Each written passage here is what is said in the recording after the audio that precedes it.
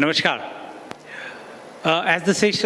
The name of the session is creating your own space, और ये बड़ी कमाल की बात हो रही है कि I'm talking to two people who command a combined audience of 51.6 lakhs on YouTube. And if I add Facebook, Twitter to it, and a bit of Instagram, sir, तो नंबर हो जाता है 1,10,00,000 के पार. अब इसमें सबसे बड़ी आयरनी सुनिए, इनका इंटरव्यू करने वाले की YouTube स्ट्रेंथ है 145 subscriber. So that is me, and please excuse my naivety, but I would like to dwell on it कि ऐसा क्या होता है या ये क्या जर्नी है कि these people have created such a fabulous audience, a cult figure for them. तो शुरुआत की जाए अजीत सर से. Ajit sir, last position. ना हम आप बीच से हट गए तो एक और बात बता दूं, अजीत सर को यहाँ लाने के लिए मुझे जितनी मेहनत करनी पड़ी उतनी पूरी इवेंट को करने में नहीं लगी. इनको कहाँ से घेरा गया, कौन से सूत्र थे, वो अपने आप में एक कहानी है. बट अजीत सर बात करते हैं, last job was managing editor. और जो जर्नलिज्म समझते हैं वो इस पोजीशन को जानते हैं कि आप बाहर निकलेंगे तो एक लवाजमे के साथ आप उस ऑर्गेनाइजेशन के मुख्यमंत्री होते हैं. वहाँ से यूट्यूब पे आके शुरुआत करना कैसी रही and how challenging it was? The first question, ये शुरुआत का आइडिया कहाँ से आया कि निकला जाए? थैंक्स मुझे बुलाने के लिए. और मैंने कई साल से 3-4 साल से सुना था जो आप यहाँ करते हैं टॉक जर्नलिज्म. शायद मुझे आपने देर से इस लायक समझा और शायद आप YouTube पर मेरे सब्सक्राइबर का इंतज़ार कर रहे थे, इसलिए आपने बुलाया. जब बुलाया तो मैं आया. खैर, मजाक कर रहा हूँ. तो सवाल जो आपने पूछा, अगर ऐसे देखें तो कई बार आप जो नहीं सोचते हैं वो होता है. और मैं बहुत ज़्यादा डेस्टिनी में कभी बिलीव नहीं करता हूँ और नहीं करता रहा, लेकिन इन 2 सालों में मैं करने लगा. और कई बार जो आप नहीं सोच पाते हैं वो होता है, जिसके लिए कल्पना से परे होता है वो होता है. तो मैं मानता हूँ मेरे लिए ये री इनकारनेशन है जो मैं यूट्यूब और सोशल मीडिया प्लेटफॉर्म पर 2 साल से कर रहा हूँ. और री इनकारनेशन इसलिए बुद्धिस्ट मानते हैं, री इनकारनेशन पुनर्जन्म. 25 साल जो मैंने किया टेलीविज़न में, जो भी जैसे भी जॉब करते हुए, एडिटर जो भी कर रहे हो आप, जो भी तमगा करते हो वो एक तरफ, और जो मैंने 2 साल में किया वो एक तरफ. और इसके लिए मैं शुक्रिया अदा करूंगा कि देश में लॉकडाउन जिस दिन ऐलान हुआ, वो तारीख मुझे इसलिए याद है क्योंकि उस दिन, उसके अगले दिन से मैं एक मोबाइल कैमरा लेकर सड़क पर निकला था. वो तारीख थी 24 मार्च. 22 तारीख को ताली थाली बजी थी, 24 मार्च को रात 8 बजे लॉकडाउन का ऐलान हुआ था. और मैं नेशनल हाईवे NH-24 से पास में रहता हूँ. 25 की सुबह मुझे लगा कि चल के देखना चाहिए कि लॉकडाउन तो लग गया, हम लोग तो अपार्टमेंट में रहेंगे. हमने सब्जी और बाकी जो घर के अनाज हैं वो 10 दिन के लिए ख़रीद लिए. सोसाइटी में बहुत सारे लोगों ने 2 महीने के लिए ख़रीद लिए थे. तो लगा लेकिन देखते बाहर क्या हो रहा है. तब हमें वो भीड़ दिखी जो पैदल मजदूरों की, जो दिल्ली से यूपी की तरफ जा रहे थे. और जहाँ मैं रहता हूँ दिल्ली यूपी बॉर्डर है. और सुबह 6-7 बजे के आसपास में वॉक करके गया था, ट्रैकिंग सूट में था और मेरे पास मोबाइल था. और उसके बाद जब मैंने भीड़ देखी तब मैं वीडियो बनाना शुरू किया मोबाइल पर. तब मेरे पास यूट्यूब का कोई प्लेटफॉर्म नहीं था, मैं ट्विटर पर कुछ एक्टिव था और लगातार मैं वीडियो बनाता रहा. और उसके बाद ट्विटर पर 2-2 मिनट के वीडियो पोस्ट करता था. और उसके बाद उसका जो रेस्पॉन्स मिला या जो बेचैनी मैं देखा, कोई प्रेग्नेंट लेडी पैदल जा रही है, उसके साथ 5 महिलाएं उसको घेर के ले जा रही हैं. मैं उनसे पूछना कहाँ जाओगे, बता रहे बुलंदशहर. फिर मैं मोबाइल में देखता था जब बुलंदशहर यहाँ से तो इतना किलोमीटर है, आप कहाँ जा रहे हो, सुल्तानपुर. फिर मोबाइल पर देखता था कि ये तो यहाँ से 500 किलोमीटर है, तो कैसे जाओगे, किसी के पास कोई आंसर नहीं था. तो वहाँ से मैंने ट्विटर पर वीडियो डालना शुरू किया. 4-5 दिन ट्विटर पर ही मैं वीडियो पोस्ट करता था. उसका कुछ रेस्पॉन्स भी मिला और मेरी बेचैनी कि मैं आधी रात को 2 बजे 4 बजे सुबह मैं लगातार सड़क पे ही रहा एक्चुअली. लेकिन मैं कैमरे पर नहीं था, कोई कैमरामैन नहीं था, मोबाइल से मैं ऐसे शूट करता था. ट्विटर की लिमिटेशन है 2 मिनट 20 सेकंड शब्दों की तरह वीडियो का भी. तो ड्यूरेशन, मैं टीवी का आदमी हूँ, ड्यूरेशन का ख्याल रखता था कि मेरी स्टोरी 2 मिनट में कंप्लीट हो जाए, या थ्रेड बनाता था. और उसके बाद फिर मैं घर पे आके वीडियो अपलोड करता था. घर वाले, मेरी वाइफ या फैमिली वाले परेशान होते थे कि कोविड में लॉकडाउन है और तुम सड़क पे हो, लेकिन वो एक बेचैनी थी शायद, जब वो तस्वीर जितनी बार देखता था उतनी बार। और तब 30 मार्च वो तारीख थी, ठीक 4 दिन बाद, 5 दिन बाद। और एक जैसे कहते हैं, हालांकि इसका सकारात्मक नकारात्मक दोनों मतलब कोई निकाल सकता है, भक्त बनर्जी कुछ और सोच सकता है, इनके नाम के साथ भक्त भी है, कि कहा जाता है आपदा में अवसर और आत्मनिर्भर भारत। तो मैं उस जो स्लोगन का मैं मानता हूं मैं किरदार हो गया कि आपदा में अवसर भी मिला और आत्मनिर्भर हो गया। 30 मार्च को मैंने यूट्यूब की आईडी बनाई और 30 मार्च को खोला, क्योंकि लिमिटेशन जो 2 मिनट का था उससे मैं मुक्त होना चाहता था। कुछ दोस्तों ने कहा आप यूट्यूब पे करो, और वहाँ से मेरी जर्नी शुरू हुई, जो लगातार पहले लॉकडाउन, फिर उसके बाद इलेक्शंस और फिर आगे। तो एक ही सवाल के जवाब में अगर लंबा बोलूंगा तो माइक आपने उठा भी लिया है। नहीं, तो आप जितना लंबा बोलना चाहे बोल सकते हैं। आपने भक्त बैनर्जी बोला तो मैंने कहा इधर भी टेम्प्ट हुआ जाए। भक्त बैनर्जी सबकी खिंचाई करता है। भक्त बैनर्जी से पूछा जाए, पोजीशन तो आपकी भी काफ़ी स्ट्रॉन्ग और ग्लैमरस थी, वाइस प्रेसिडेंट रेडियो मिर्ची, 110 जॉग, जिसमें से कुछ अभी शायद ऑडियंस में भी हैं, तो या तो उनकी संगत का असर था कि छोड़ना पड़ा, या कैसे रही ये शुरुआत और ये क्यों किया? आई थिंक एक टेक अवे जो होना चाहिए आज जो स्टूडेंट्स है खास करके, एंड अगर कभी ये कोई लाइव देख रहा हो या बाद में डिजिटल में देखेगा, इसमें एक टेक अवे ज़रूर है कि अजीत सर जो कर रहे हैं और जो मैं कर रहा हूँ उसमें एक कॉमनैलिटी है। और इस चीज़ पर बहुत सारा डिबेट डिस्कशन होता है कि अच्छा क्या स्ट्रैटेजी ली जाए सोशल मीडिया पे, अच्छा ये सोचते हैं, अच्छा ये टीम बनाते हैं, अच्छा ये ऐसा लोगो होगा। इनका जो एक छोटा सा स्टोरी अभी आपने सुना कि भैया ट्विटर पे ही काम शुरू हो गया, तो उसके बाद ट्विटर के लिमिटेशन से बचने के लिए यूट्यूब पे काम शुरू हुआ। ना कोई स्ट्रैटेजी था, ना कोई सोच था, मैंने मेरे ख्याल से ज़्यादा नाम वगैरह भी नहीं सोचा होगा उन्होंने। Same story here, and the word is passion. And I think आज के दुनिया में जब मैं बहुत सारे यंगस्टर से बात करता हूँ, कुछ मिलते हैं with a lot of passion, but a lot of it I see is that वो पैशन एक चीज़ है जिसपे एक बड़ा क्वेश्चन मार्क है। मैं बहुत ही लकी अपने आप को समझता हूं कि एक वो बर्निंग पैशन था, नहीं तो मिडिल क्लास का लड़का जिसने नौकरी करना सीखा है, 10 साल टेलीविजन में काम किया, उसके बाद 5 साल रेडियो पे काम किया, अच्छा औहदा था, कंफर्टेबल नौकरी थी, चुपचाप बैठो आराम से, क्या बोलने की जरूरत है।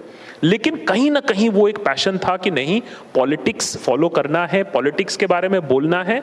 अब उसके वजह से खतरे आएंगे, उसके वजह से आपको कुछ स्टेप्स लेने पड़ेंगे। सो beyond a certain point of time what happened is, बड़ा एविडेंट होने लगा कि मैं जिस तरीके से बात कर रहा हूं, जिस तरीके से ट्वीट कर रहा हूं, जिस तरीके से वीडियोस बना रहा हूं, कि भाई मुझे एक डिसीजन लेना होगा, या तो शांत बैठिए, आराम से अपना काम करिए, केबिन में एंजॉय करिए, कॉर्नर केबिन है, क्या प्रॉब्लम है जिंदगी में, या फिर आप अपने आप शुरू करिए। जैसा इन्होंने शुरू किया वैसा मैंने 4 साल पहले शुरू किया। The thing about भक्त बैनर्जी however is different। एक तो है पॉलिटिकल सैटायर, जो कि इस देश में अभी भी बहुत नेसेंट है, और मैं इस बात से बहुत सैड रहता हूं कि दुनिया की लार्जेस्ट डेमोक्रेसी हम अपने आप को बताते हैं, लेकिन मैं देखता हूं कि अमेरिका में हर टेलीविजन नेटवर्क में एक लेट नाइट शो मिलेगा आपको स्टीवन कोलबेर मिलेगा, आपको जिमी किमिल मिलेगा, आपको जॉन ऑलिवर मिलेगा। लेकिन इंडिया में 800 न्यूज चैनल है, आप मुझे बता दीजिए रात को कौन सा पॉलिटिकल सैटायर शो मिलेगा जहां थोड़ा सा पॉलिटिशियंस की टांग खींची जाएगी। एक जमाने में बस एक ही हमारे पास एग्जांपल रह जाता है, शेखर सुमन। तो एक तो वो था कि कहीं ना कहीं पॉलिटिकल सैटायर को फिर से, और वो मैं लिखता था, और वो ये लिखते थे, इनका ये हिस्ट्री मुझे रिसेंटली मालूम चला, पोल खोल ये लिखते थे, तो वो कहीं लाने का एक था। और दूसरा भक्त बैनर्जी का बहुत इंटरेस्टिंग एक लाइन में बोलूंगा कि जब मैं लिखता था ट्वीट तो मैं सोचता था इसको कैसे पकड़ेंगे लोग, इसको कैसे घुमाया जाएगा, इसको कैसे मिस इंटरप्रेट किया जाएगा। तो अपने ही ट्वीट को फैक्ट चेक और भक्त चेक करते करते भक्त बैनर्जी का कैरेक्टर इमर्ज हो गया, who thinks only from his heart and not from his mind, and उसका सिर्फ एक ही एक love है for the supreme leader, and that is what it is. The way the supreme leader comes, but how about the name Deshbhakt? Why was? See, very short answer to that. आज जब मैं 4 साल पहले जब ये channel launch किया था तो मैंने एक न्यूज़ लॉन्ड्री के साथ पार्ट टाइम काम किया था और वॉइस और सीरियस हम लोग एक एपिसोड बनाते थे। जब मैंने अपना काम करना शुरू किया तो एक ही थॉट प्रोसेस था कि भैया सारे के सारे तो सर्टिफिकेट दे रहे हैं, तुम नेशनलिस्ट हो, तुम एंटी नेशनल हो। एक जमाना काफी चला था जब आजकल कोई उतना गो टू पाकिस्तान भी नहीं बोलता है, गो टू बांग्लादेश तो बोलना लोगों ने छोड़ ही दिया है, पता नहीं क्यों, उनकी पर कैपिटा हमसे ज्यादा हो गई है इसीलिए। हाँ, तो मैंने सोचा कि चलो सभी सर्टिफिकेट देते हैं तो मैं ही देशभक्त बन जाता हूं, मैं ही सबसे बड़ा सर्टिफिकेट दूंगा, तुम मुझे क्या सर्टिफिकेट दोगे, लो मेरा नाम ही है, उसको मैंने ट्रेडमार्क रजिस्टर्ड भी करा के रखा है कि मैं ट्रेडमार्क रजिस्टर्ड द देशभक्त हूं। आप बताओ। So at least there is one bona fide Deshbhakt, certified. But all this thing is fine. Ajit sir, आपने कभी बोला कि मैं वहाँ से निकलना शुरू हुआ, पर मेरा क्वेश्चन अभी भी ये था, जब आप ये जर्नी बिल्ड करते हैं तो working in an environment when you have a network और अ टीम विजअप is working in a space, because मुझे आपका, जैसे आपने बताया, आप खुद लेके जाते थे, कैमरामैन नहीं था, मैंने आकाश का स्टूडियो देखा था which was a very little room with one person from Jodhpur as an intern, and now happy to see that he has a team of 5 to 7 people that works on. क्योंकि ये भी कई लोगों का एक मिथ है कि इस पे आप काम करें तो टीम कैसे बिल्ड होती है, can you survive on being just, because आप दोनों की स्ट्रीम बिल्कुल अलग है। बाकी जैसे कल यहाँ पे कुछ यूट्यूबर्स थे, वो अलग अलग प्रोडक्ट्स अलग अलग लाइन में काम करते हैं, तो देयर इज मोनेटाइजेशन, एक रिस्क रहता है। और मैं उस पर भी आऊँगा कि जब हम इसकी बात करें कि how the team builder up, what is the risk and the fear factor that keeps on you? देखो, रिस्क तो आज की बात करोगे तो फियर फैक्टर और रिस्क बहुत है। अभी जुबैर 26 दिन के बाद जेल से आया है, तो हम लोगों को भी लगता है कि पता नहीं किस जेल में जाना पड़े।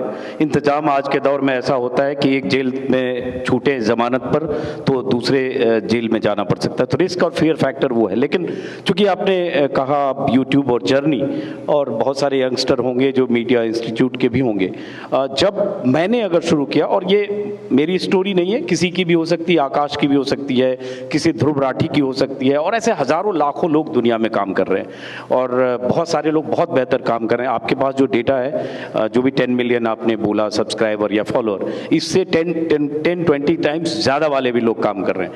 लेकिन सिर्फ एक ही चीज़ होती है कि आप कंटेंट कैसे अपने हिसाब से, अपने कन्विक्शन से आप सोचते हो।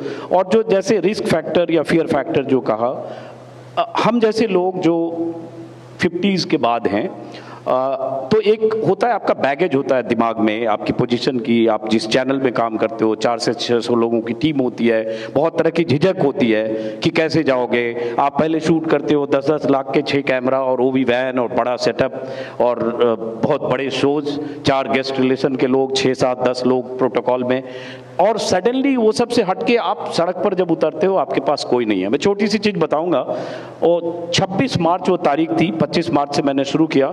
26 मार्च जब हाईवे पर मॉर्निंग में ट्रैक सूट में मैं शूट कर रहा था मोबाइल से, तो कई बार लग रहा था मैं बहुत बेचारा तो नहीं हूँ, क्योंकि तुरंत मैं चैनल से बाहर आया था। और हो ये रहा था जहाँ मैं रहता हूँ उस सड़क से बहुत सारे जर्नलिस्ट जो चैनल में मॉर्निंग शिफ्ट में काम करते हैं वो गुजरते हैं। 7 बजे चैनल में मॉर्निंग शिफ्ट होती है, तो 8-10 ऐसे लोग हैं जो मेरे अपार्टमेंट के आसपास रहते हैं। सब मुझे जानते हैं, सबको मैं जानता हूँ, कुछ ने मेरे साथ काम किया, कुछ डिफरेंट चैनल्स में काम करते हैं। तो मैं 7 बजे 6:30 बजे ट्रैक सूट में शूट कर रहा हूँ रोड पे, अकेला, कोई शूट भी नहीं कर रहा है, चैनल पर चल नहीं रहा था। तो वो जो गाड़ियां जितनी जा रही थी, जो मॉर्निंग शिफ्ट वाले रुकते थे मुझे देखकर, किसी की नज़र में बेचारगी भी हो गया, अरे क्या दिन आ गए, देखो इस सड़क पे मोबाइल लेके खड़े हैं। क्योंकि उसके पहले थोड़ा सा मैं एग्रेसिव हूँ, तो बहुत लोगों के गिले शिकवे भी रहते हैं न्यूज़ चैनल में, जब एडिटर रहते हो कि यार बड़ा ये है वो है, इसकी कभी तो इसकी अकल ठिकाने आएगी। तो वो बहुत सारे लोग रुकते थे, 2-4 लड़कों का नाम नहीं लूँगा, वो अच्छे रिपोर्टर हैं, बट रुक के बहुत हिकारत से भी मुझे कहते, क्या सर ये वीडियो बना रहे हैं, कौन देखेगा, क्या मतलब है, ठीक तो किया, मोदी ने लॉकडाउन लगा दिया, देश में ज़रूरत है आपका, वीडियो बना के ट्विटर पर डाल रहे, इससे क्या होगा सर। मैं उसको बोलता यार मैं बहस नहीं करूँगा, बस मुझे काम करने दो। लेकिन जब घर आता था थोड़ा सा मुझे लगता था कि यार अकेला हूँ, मोबाइल से कर रहा हूँ, 20 साल ऐसे रहा, 25 साल ऐसे रहा, 400-600 लोग के साथ रहा, और फॉर्चुनेट या अनफॉर्चुनेट 10 जो आज चुनिंदा चेहरे हैं, 5-7 मेरे साथ भी उसमें ऐसे थे। लेकिन 2014 के पहले वो सब ऐसे नहीं थे जैसे आज हैं। बहरहाल, तो एक वो बेचैनी होती थी, लेकिन आपको उस झिझक को मारना होता है। मुझे किसी की परवाह नहीं करनी है कि लोग, वो होता है ना ट्विटर फेसबुक पर लोग लिखते हैं एक तुकबंदी, सबसे बड़ा रोग क्या कहेंगे लोग। तो जिस दिन तक ये सोचते रहते हो कि लोग क्या कहेंगे, तो मैंने पहले उस दिमाग से उस बात को निकाला कि लोग क्या कहेंगे इसकी मुझे परवाह नहीं करनी है।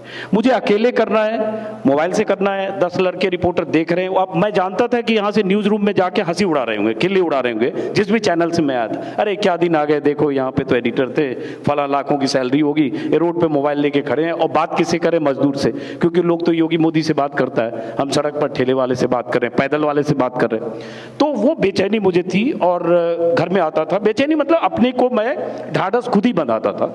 और वो झिझक जिस दिन तोड़ लिया, उसके बाद मुझे लगा कि अब मुझे इसकी फिक्र नहीं करनी है। और वो भी दिन आए जब मैं बिहार इलेक्शन में गया या बंगाल गया या किसान आंदोलन में।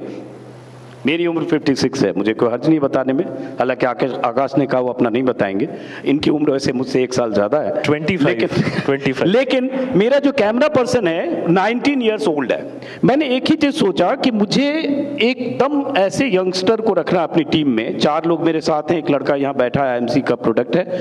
जो 3 लड़के मेरे साथ हैं 19-20 ईयर्स, ग्रेजुएशन के स्टूडेंट हैं। फर्स्ट ईयर में एक था तब मैंने रखा, दूसरा सेकेंड ईयर में था, तीसरा भी सेकेंड ईयर में है। मतलब जस्ट पास आउट का हाई स्कूल का, उसको साथ अटैच किया। लेकिन हाँ, उसको जो भी किसी भी चैनल में जो उसको सैलरी मिलती होगी उस लेवल पे नौकरी नहीं मिलती, वो मैं उसको देता हूँ, अलग बात। लेकिन मुझे लगा कि नए लोगों के साथ उसको तो कम से कम मेरे प्रति ये रहेगा कि चलो मैं भी नया हूँ सर, थोड़ा ठीक है, मेरे पिताजी से भी 10 साल बड़े हैं। जैसे मैं कई बार मजाक में पूछता था तुम्हारे फादर की क्या एज है, तो 45, 49, 50। उन्होंने कहा यार किसी का फादर भी 56 का नहीं है, लड़के सब मेरे साथ काम कर रहे हैं। उसमें 2 लड़के ऐसे भी थे 19 साल थे, ये बता रहा हूँ बहुत प्रैक्टिकल। मैं कहता था यार तुम मास्क लगा के चलो, क्योंकि तुम मेरे साथ रहते हो, कैमरा लेके लोग समझता हो कहाँ से बाल मजदूर लेके आ गया है, तो उससे और मेरा इंप्रेशन जाएगा कहीं से ले आया पकड़ के। लेकिन मैंने उस झिझक को तोड़ा, मुझे उससे जीतना है कि लोग क्या कहेंगे। और आप बड़े कैमरे से शूट कर रहे हो, DSLR से कर रहे हो, 5 लाख का कैमरा, 10 लाख का कैमरा, मेरे पास मोबाइल। लेकिन हाँ, मुझे मेरे भीतर वही कन्विक्शन था कि मुझे जो दिख रहा है वो दिखाना है, जो कई जगह नहीं दिख रहा है वो खास तौर से दिखाना है। और शायद एकमात्र ये वजह थी कि उस फियर को कि मैं फेल होऊंगा, एक ही फियर था कि मैं फेल होऊंगा इसलिए क्योंकि लगता था कि अगर मैं नहीं बहुत मेहनत की और 6 महीने 8 महीने में 400 सब्सक्राइबर हुए, 400 व्यूज हुए, तो फिर खिल्ली उड़ाएंगे उसी न्यूज रूम में जहां से मैं निकल के आया। तो इसकी चिंता होती थी। कुछ लोग ट्विटर पर लिख भी देते थे, फेसबुक पर, वो अभी भी लिख देते हैं। दिलचस्प बात यह है कि पक्के तौर पर जिनके बारे में अंदाजा लगा सकता हूं कि वो 2 रुपए से ज्यादा की कमाई शायद कर पाते होंगे एक ट्वीट पर, महीने में 2000-5000 भी नहीं करते होंगे। कुछ ऐसे होंगे कि 5000 के लिए तरसते होंगे, वो मुझे रोज लिख के आते, बेरोजगार, गाली जो देते हैं रिपीट नहीं करूंगा, दाल रोटी आज कैसे खाया, खाना चल रहा है कि नहीं, कैसे रात में रोटी मिले कि नहीं, बेरोजगार है तू तो ये सवाल से जिस दिन आप इसको बैगेज समझ लेंगे बस परेशान हो जाएंगे। मैं इसको एंजॉय करने लगा, चलो ठीक है जो करना है कहो, मैं बेरोजगार हूं, मैं खाली हूं, मुझे कोई काम नहीं है, मैं कल भी नहीं खाया। कई बार मुझे लिखते हैं कि आदमी और जानवर में कोई फर्क नहीं रह गया। मैंने कहा हाँ ठीक है, कोई फर्क नहीं रह गया, तुम लगता है अपनी जिंदगी से दुखी हो।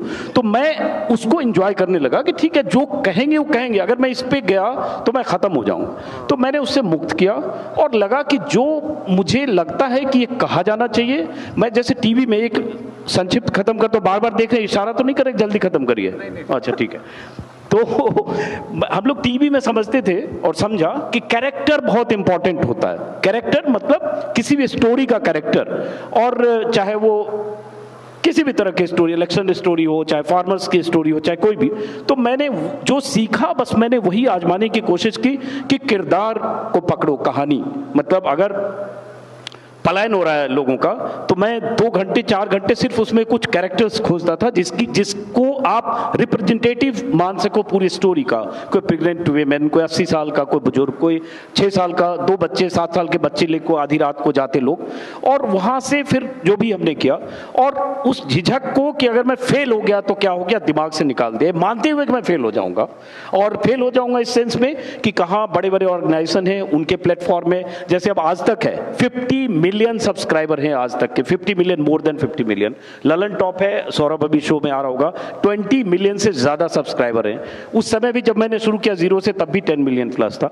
तो आप ये देखते तो हो, वो अगर आप 0 से, जैसे यंगस्टर है, मैं यही कहना चाहूँगा, जो आप 0 से शुरू करो उसको तो परवाह ही नहीं करना चाहिए कि आप 0 से करो। और मैंने 0 से तब किया जब एक जगह तक आ चुका था। तो उसके बाद उस फियर, उस डर को, उस चैलेंजेस को दिमाग से निकाल के मुझे 0 से ही शुरू करना है। मैं फेसबुक पर भी लिखा कि मेरी आज से नई शुरुआत है। मैं डस्टर से बोर्ड पे जो भी लिखा था सबको मिटाता हूं, और मैं मानता हूं, मैं, आप मेरी उम्र 55 मान लो, 56 मान लो, बुढ़ा हो गया, सब मान लो, मैं मानता हूं कि मैं 19 साल का मेरा कैमरामैन है और मैं 21 साल का हूं। 2 साल बड़ा हूं क्योंकि बॉस हूं तो 2 साल बड़ा होना भी पड़ेगा। और मैं ऐसे काम करता हूं, और जो हमारे सहयोगी हैं वो भी ऐसे काम करते हैं। और उस जिद, जुनून और पैशन, इसके अलावा कुछ चाहिए नहीं। और एक कमिटमेंट और ऑनेस्टी जो मैं मानता हूं कि आप जो करना चाहते हो उसमें एक सर्टेन लेवल की ऑनेस्टी चाहिए। एब्सोल्यूट ऑनेस्ट कोई होता नहीं, सत्यवादी राजा हरिश्चंद्र के बाद कोई पैदा नहीं हुआ। दूसरे जो हो देश की सत्ता पे हैं उनकी बात हम कर नहीं सकते। तो इसके बाद हम सब लोग बीच में हैं कहीं, तो उसमें बस वही एक ताकत शायद थी जिसने जो जगह बनाई, और ऑडियंस जिसको मैं पहचानता नहीं था, जानता नहीं था, वो उनका प्यार, उनका मोहब्बत, वो चीज़ें बनती चली गई। कई बार आप कोई इमारत बनाते हो, अगर 10 मंजिली इमारत बनानी है, आप तो इंजीनियर हैं शायद, तो आप 50 फीट नीचे, आप पता नहीं केमिकल है या बिल्डिंग है, सिविल है। बिल्डिंग बनाने का था पर कभी काम नहीं किया, कोई बात नहीं, लार्जर इंटरेस्ट। ठीक है, अच्छा किया आपने। तो अगर 20 मंजिली इमारत बनानी है तो आप 40 फीट नीचे गड्ढा खोदते हो। बुनियाद जितनी मजबूत होगी उतनी ऊंची इमारत होगी। तो मेरे पास ऐसा कुछ था नहीं, बुनियाद का पता नहीं था, सड़क पर था बीच में।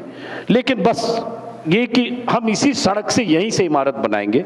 और ऑडियंस ने शायद मोहब्बत, प्रेम, रेस्पेक्ट, उससे आपका हौसला बढ़ता है। 4 आदमी आपको कहता है कि आपने ये किया, अच्छा काम किया। अब आपको तय करना है कि जो 100 लोग गाली देते हैं, जैसे रेशियो ऐसा ही हो सकता है, 90% ऐसे हो सकते हैं जो गाली दें, 70% हो सकता है जो गाली दें। जैसे अभी मैं एक फोटो लगा दूंगा गुलाब के फूल का, जो मैं करता हूं, वो जैसे होता है ना हिट एंड रन, तो मैं ट्रायल के लिए करता हूं। मेरे यहाँ अच्छा गार्डन है, एक फोटो लगाता हूँ गुलाब का या गुलदाउदी का, कोई भी लगा होता, एडेनियम बहुत खूबसूरत फूल है, लेकिन जैसे ही लगाऊंगा उसके नीचे कभी मजे लेने के लिए कमेंट पढ़ूंगा तो 10 में 15, 10 में 6-7 उसी रेशियो में आपको गाली देंगे। तो आपको तय करना है कि गाली देने वाले से आपको कहीं घबराना है, वो आपको भीतर कोई फियर फैक्टर है, या फिर 2 लोग आपको अप्रिशिएट करते वो उसको आपको सोर्स ऑफ एनर्जी मानना है। तो मैंने उस 2 लोगों को सोर्स ऑफ एनर्जी माना, जो सड़क पर चल रहा था या चल रही थी, या जो महिला या गांव में, जिसको मैं अपनी स्टोरी का, कहानी का किरदार मानता हूं। बाकी मैं मानता हूं ऊपर बैठे लोग, विश्वगुरु से लेकर नीचे के भक्त बनर्जी तक, जितनी गाली दें कोई फर्क नहीं पड़ता। Thank you sir. आपने सर, पर इसमें एक बात और है, आपने कहा कि 20 मंजिला इमारत के लिए 40 मंजिला, पर जो आपका अभी तक का, आपने कहा अगर 20 मंजिला इमारत बनानी हो तो नींव मजबूत होनी चाहिए। और जो मैंने आपसे क्वेश्चन भी पूछा था, पर क्या आपका जो 3 दशक का एक एक्सपीरियंस है, आपने स्लेट ज़रूर क्लीन किया but the foundation was strong, you know, how much that has an bearing? Because आजकल जो लोग देखते हैं, यंगस्टर्स कंटेंट बनाते हैं, कोई भी हो, नाम नहीं लूँगा, तो वो एक सेट पैटर्न पे चलते हैं। वो पैटर्न हो सकता है जर्नलिस्टिक हो या ना हो, तो इस पे एक बार अगर आप, मैं तो यहाँ बोलूँगा, इस हॉल में राजदीप बैठे हैं, वो नहीं जानते होंगे, पहली बार बोल रहा हूँ। हम लोग तो 20 साल पहले राजदीप को देखते थे और सोचते थे काश कभी राजदीप के बराबर तो छोड़ो, अगर राजदीप 10 हैं तो 2-3 में भी हो जाए किसी ढंग से। तो हम लोग तो ऐसे तारीफ कर रहा हूँ, अब चकाया मैं कोई निगेटिव बात नहीं कर रहा हूँ। तो ऐसे लोगों को हमने उस दौर में देखा जो हमारे लिए आइडियल थे। अगर हम 90s के बाद की बात करें, टीवी जब नया नया शुरू हुआ 2005-10 जो भी है, लेकिन जैसे आपने कहा एक्सपीरियंस, हो सकता है एक्सपीरियंस कोई मैटर करता हो, और थोड़ा बहुत करता हूँ। मैं कोई टेलीविजन में रोज मैं एडिटर था, बट बिहाइंड द सीन मेरा काम था, स्पॉट बॉय से लेकर और फ्लोर मैनेजमेंट तक। लेकिन ध्रुव राठी आपके सामने एग्जाम्पल है, और मैं 20 ऐसे एग्जाम्पल बता सकता हूँ जो कोई फेस नहीं था कहीं, और उसका कोई ऐसा बैकग्राउंड नहीं है। तो कंटेंट आप क्या बनाते हो, क्या आप किसी के दूसरे बनाए हुए रास्ते को, लकीर को फॉलो करते हो या उससे अलग करते हो? अगर इन्होंने अपना क्रिएट किया भक्त बनर्जी, यहाँ तो किसी को भक्त कह दो तो लोग मारने दौड़ेंगे, जो भक्त हैं एक्चुअली, और ये बंदा नहीं है ऐसा मुझे लगता है। अगर है तो पता नहीं। सर ये दोनों हैं, ये बहुत सेफ खेल रहा है, ये एक तरफ देशभक्त हो रहा है और दूसरे से कह रहा है मैं भक्त भी हूँ, तो काफी वही बैलेंस। मैं कर रहा हूँ। तो उस सिचुएशन में मैं मानता हूं कि अगर आप में कंटेंट सोचने का, किसी को फॉलो नहीं करने का है, तो आप अपने हिसाब से कंटेंट बना। थोड़ा वक्त लगेगा, हो सकता है मुझे कम वक्त लगा, हो सकता है आपको ज्यादा वक्त लगे, लेकिन मुझे लगता है कि जो स्पेस डिजिटल में है, जो फ्यूचर है, जो रीच है, वो बियॉन्ड इमेजिनेशन है। वो मैंने 2 साल में देखा है। वो मोहब्बत भी, वो रिस्पेक्ट भी, लोगों का भावुक होकर रो पड़ना, गले मिलना, हक करना, वो ट्विटर पर छोड़िए गाली देने वाला, जो फील्ड में मिलते हैं। तो मैं यंगस्टर को ये कहूंगा कि आप नई चीज अगर सोचते हैं, नई चीज आप फॉलो करेंगे तो आपके आगे 100 लोग पहले चल रहे हैं, 1000 लोग चल रहे हैं। नई चीज सोचते हैं तो मैं ऑलवेज मानता हूं कि उसके बाद भी गुंजाइश है, लेकिन पेशेंस रखना पड़ेगा। मतलब ये कि हमने, जैसे मैंने कहा ना कि मैंने शुरू किया, मुझे नहीं पता था कि 1 साल में ये हो जाएगा या 6 महीने में। मैंने तो ये शुरू किया, संघर्ष करूंगा और अपने, मतलब मुझे कोई पैसा, 1 पैसा नहीं आएगा तो भी संघर्ष करूंगा, मेरे लिए स्ट्रगल था। तो जो लड़के करना चाहते हैं, और दूसरी बात क्या है कि इतना बड़ा दायरा है, मतलब कोई आदमी उस पे मोबाइल अनबॉक्सिंग पे कर रहा है, कोई आदमी किसी और तरह की कर रहा है, कोई फार्मिंग पे कर रहा है, कोई डिजिटल के अलग अलग जो भी है विंग्स, कोई पॉलिटिकल कर रहा है, कोई कहानी सुना रहा है, ध्रुव राठी कुछ और कर रहा है, कोई फैक्ट चेकिंग कर रहा है। हालांकि फैक्ट चेकिंग बहुत खतरनाक है, करने से पहले सोचिएगा, और अगर सलीम सुल्तान जुबैर हो तो बिल्कुल बहुत 100 बार सोचिएगा। मैं अजीत हूँ, आधा अंजुम में फंस जाता हूँ, अजीत होने से बच जाता हूँ। बहरहाल तो वो अगर करते हैं तो मुझे लगता है थोड़ा रास्ता लंबा है, लेकिन ऐसा नहीं है कि अचीव नहीं कर पाएंगे। आकाश, अजीत सर ने बात कही फैक्ट चेकिंग की, तो अभी हम भी बात कर रहे थे कि आपको क्या लगता है इस स्पेस में जिस तरह का कंटेंट आप बनाते हैं, एक तो कंपटीशन क्या है और फियर क्या है? क्योंकि आप बहुत थिन लाइन पे ट्रेड करते हैं। सो ऑब्वियसली थिन लाइन है। Before I get to that, एक चीज जो अजीत जी कभी खुद एडमिट नहीं करेंगे, बट मैंने उनका थोड़ा सा ग्रोथ देखा है, and it is very important for at least the youth to understand this. तो जैसे बात हुई थी कि मैनेजिंग डायरेक्टर हैं, एडिटर, सॉरी मैनेजिंग एडिटर हैं, फैक्ट चेक गलत हो गया, फैक्ट चेक हो जाएगा। सो मैं इनसे शायद 1 या 2 बार मिला हूंगा, टीवी के सिलसिले में 1 या 2 बार मिला हूंगा। इन्होंने जब अपना यूट्यूब चैनल शुरू किया, तब ये मुझे कभी कभार फोन किया करते थे और बोलते थे, माफ करना आकाश, थोड़ा सा स्टूपिड सवाल पूछो। मैंने कहा सर कोई सवाल स्टूपिड नहीं, आप पूछो ना। And he used to ask the basics of YouTube, wiping the slates clean, ऐसे ही नहीं बोल रहे हैं, मैंने देखा हुआ है। He used to ask the basic questions, क्योंकि उनको लगता था कि अच्छा चलो इसने किया है, ये मुझे कुछ बता देगा। So the lesson to be taken is that somebody who इतने ऊंचे ओहदे से, when he started on YouTube, he went zero. You have to wipe the slates clean. ये बहुत ज्यादा मैंने लोगों के साथ काम किया है। I have hired a lot of, मैं अपने करियर में RJs बहुत हायर किए हैं, अपने करियर में अपने कंपनी के लिए हायर किए हैं। It is very difficult for a lot of people to say नहीं यार मुझे नहीं आता है, नहीं यार मुझे पूछना है। जब तक ये नहीं निकाल दोगे अपने सिस्टम से, I think the core, or we can do a lot of self-congratulatory messages. हमने ये किया, वो किया. That's not the point here. The point is, how do you make it big? How do you find yourself? And the lesson that you should learn from at least a man like him is that आपने 20-25 साल काम करने के बाद television पे सबसे ऊंचा ओहदा लेने के बाद भी एक रिस्क लिया, और वो रिस्क लेकर आपने पैशन फॉलो किया और आपने स्लेट क्लीन वाइप किया। Ask yourself how many times you are willing to say मुझे नहीं आता है, नहीं मैं हेल्प मांगूंगा, मैं उसको ठीक से जानता तक नहीं हूं, लेकिन मैं एटलीस्ट ट्राई करूंगा। That is very, very important. I think that is one lesson that you should definitely take from here. You should take that lesson of passion, because वो बहुत जरूरी है। उसके बाद रिस्क लेना obviously is very dangerous. I mean, we've seen what is happening. So my suggestion to you is that politics छोड़ के भी आप दूसरे भी यूट्यूब चैनल्स खोल सकते हो। हाँ, पॉलिटिक्स छोड़ के भी दूसरे चैनल्स भी आप खोल सकते हो। But the third point I'd like to take, you should take home, is that while you wipe the slates clean, while you follow your passion, one thing that as somebody who's young, somebody who's starting out, or even later, discover your cut, discover your niche. हमारे time पे क्या होता था, my biggest regret for being a television guy is मैं 10 साल मैं journalist नहीं था, मैं जनरलिस्ट था, क्योंकि टेलीविजन में लोग कम हमेशा रहे हैं। आज जाके फ्लड रिपोर्टिंग करो, कल जाके इंटरव्यू करो, परसों जाके दुर्गा पूजा कवर करो। बंगाली हूं, वेस्ट बंगाल, ममता बनर्जी, नहीं, that's a joke, that's not real. So कहीं ना कहीं स्पेशलिटी डेवलप नहीं हुई।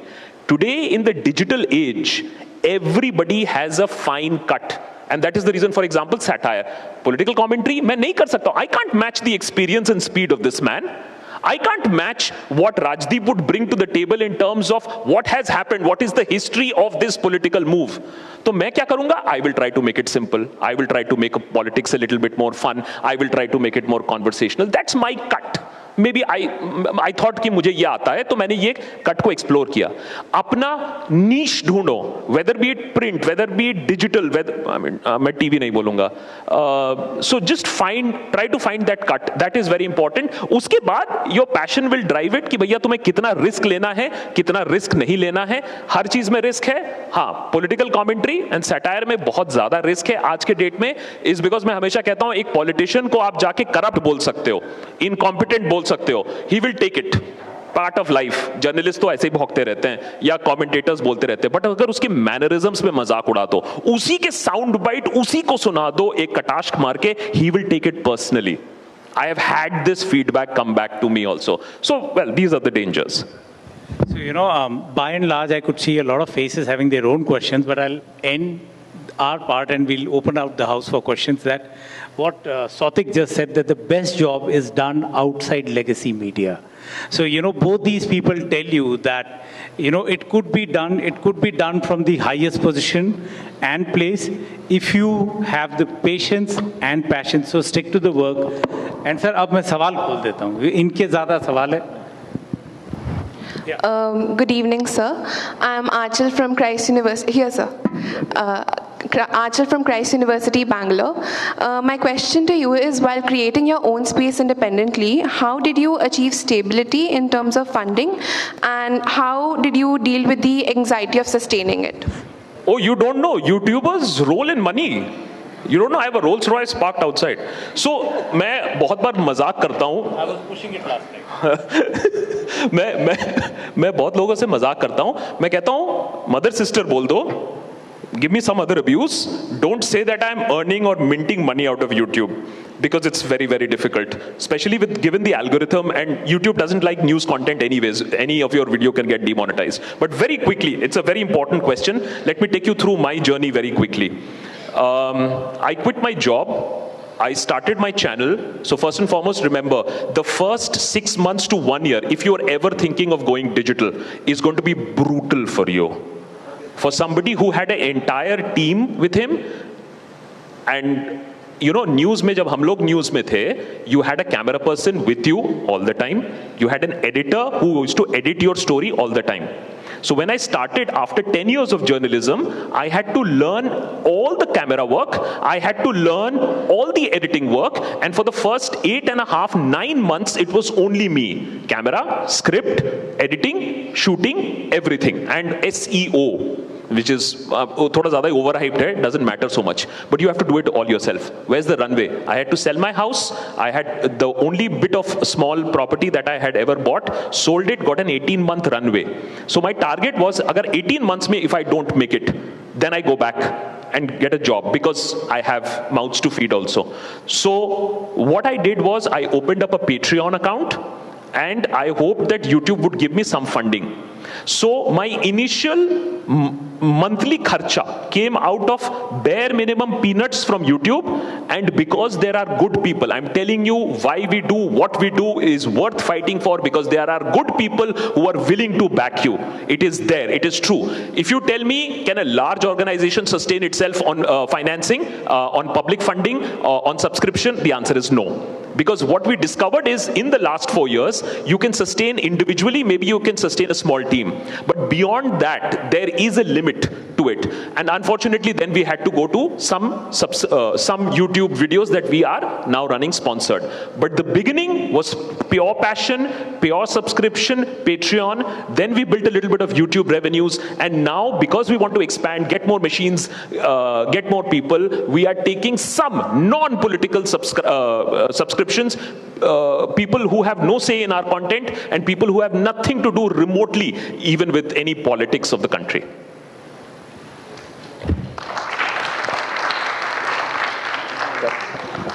Good evening, panelists. Tanisha from Christ University, Bangalore. So my question to you is, because you're working on a political satire, is there the fear of being booked under UPA and other stuff always there? Is that a constant threat prevalent in your You job? followed the Zubair case, right? So did Zubair get the FIR, the first one, for his work as a fact checker? Or was it for a satirical post? So the danger is very much there, and especially when, the laws in our country are built in such a way, whether be it criminal defamation. Today, any politician, any businessman can get up and say that, no, you made a video, I know there are all facts there, yes, it is published material, but your comments defamed me, you have caused damage to my business. He knows nothing will come out of it. That's not the point. And neither that was the point with Zubair. But the point is, the process is the punishment. And you can then keep fighting. And, lawyers are expensive. These days, lawyers are my best friends these days. Anybody in a party, I see, lawyer. Arey, sir, lawyer. So I am making friends with lawyers and CAs. So it is a very, very clear threat, is because newspapers will just report the facts like it. We will then take the facts, make a little bit of a joke, and we don't know whose sentiments you are hurting. That's the favorite national time pass at this point of time. Sentiments getting hurt. Businessmen, politicians, anybody's sentiments getting hurt. So there is a lot of legal loopholes that can be exploited at this point of time, which is being done at this point of time. Thank you. Two more questions and then Achha. yeah. Mike, there you go. And one, the man in the yellow shirt, he has been. नमस्ते sir Ajit ji my name is Nidhish Goyal कल sir India TV में एक सर्वे आया कि अगर आज elections हो जाएं तो बीजेपी को 338 सीट्स मिलेंगी और एनडीए को 362 मिलेगा मेरा सवाल सर ये है कि इतना स्पेस या 283 देन 303 देन 338 ये जो मिला है ये मिला किस कारण से है उनका पुरुषार्थ है या उनकी मार्केटिंग है या सेकुलर पार्टीज ने वो काम नहीं किया जितना काम उन्हें करना चाहिए था या फिर मीडिया गलत डायरेक्शन में लेकर के गया स्पेस या कोई भी चीज तभी मिलती है जब आप स्पेस क्रिएट करते हैं so that is the point so please So I'll just repeat. I got a question. Yes, sir, please. जो इंडिया टीवी में जो सर्वे आया, the latest survey is saying about 336 and 360, if I'm not wrong, for the NDA अगर आज election होता है. He has a very valid question. इतना बढ़ावा every time, and I also believe next time election होगा तो यही नंबर आएंगे. मेरा भी ये पर्सनल मानना है. तो ये क्यों हुआ है? सेक्युलर पार्टीज ने काम नहीं किया है, मार्केटिंग है, या मीडिया ने गलत इंफॉर्मेशन दिया है? ये जो बढ़ावा मिले जा रहा है, ये क्यों? ये तो पॉलिटिकल सवाल है, इसका पॉलिटिकल आंसर किसी को देना चाहिए. मुझे लगता है मैं इससे बचना चाहूँगा. मेरा काम नहीं है, sorry. The last question from the man. And Hello, be specific to what we are talking. Politics पे मत जाना. सर नमस्कार, मैं नरेंद्र सिरस्वा एकेडमी से हूँ. मेरा क्वेश्चन अजीत सर से है. सर मैं उदार लोकतंत्र के लिए अपना स्पेस क्रिएट करना चाहता हूँ, तो उसके लिए क्या करना चाहिए? क्योंकि भारत का आर्थिक विकास लिबरल डेमोक्रेसी से ही बिलोंग करता है. सो उसके लिए मैं क्रिएट करना चाहता हूँ अपना स्पेस, तो मुझे क्या करना चाहिए उसके लिए?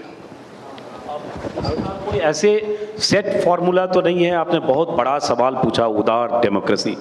तो ऐसा कोई फॉर्मूला नहीं है, लेकिन चूंकि हम लोग डिजिटल स्पेस की बात कर रहे हैं और उसमें स्कोप की बात करें, स्पेस और स्कोप, सॉरी आप नाराज मत होइएगा, चूंकि पॉलिटिकल था, मैं इस मंच से उसको अवॉइड करना चाहता हूँ. तो उसमें अगर आप कुछ करना चाहते हो, अब आगे आप क्या करना चाहते हो आपको आइडिया होगा. हम लोग चूंकि डिजिटल स्पेस की बात कर रहे थे और उसमें जो पोटेंशियल और स्कोप है जो आप बोलना चाहते हो। डेमोक्रेसी इस देश की बहुत मजबूत है, उसके अलग अलग नाम आप दे सकते हो, उसमें बहुत बदलाव हम आप दोनों नहीं कर सकते। उसके लिए जिनको जनता चुनती है उनको तय करना, और बाकी उसके जो पैचेज हैं उसके लिए हम आप सवाल पूछ सकते हैं। लेकिन आप अपनी भूमिका सिर्फ तय कर सकते हैं, जैसे हमने या इन्होंने या और लोगों ने अपनी भूमिकाएं तय की होगी। आप अपनी भूमिका तय कर सकते हो और उसके लिए डिजिटल में बहुत स्कोप और स्पेस है। सिर्फ आपको तय करना होगा कि आपको क्या और कैसे करना है। अब जैसे बात होती है ना, बहुत सारे लोग हमारे जानने वाले भी है, हमारे बहुत सारे कलीग साथी, वो जब YouTube पर अगर कुछ करना चाहते हैं उनके जहन में होता है कि DSLR कैमरा होना चाहिए, 2-4 लोग होने चाहिए, एडिट मशीन होनी चाहिए। इस मीडियम में 1 साल मैंने भी जो काम किया, कोविड में लॉकडाउन था, कोई कैमरामैन मेरे पास नहीं था, एक मोबाइल था जिस किसी भी ढंग से स्टैंड पे लगा के रिकॉर्ड करता था।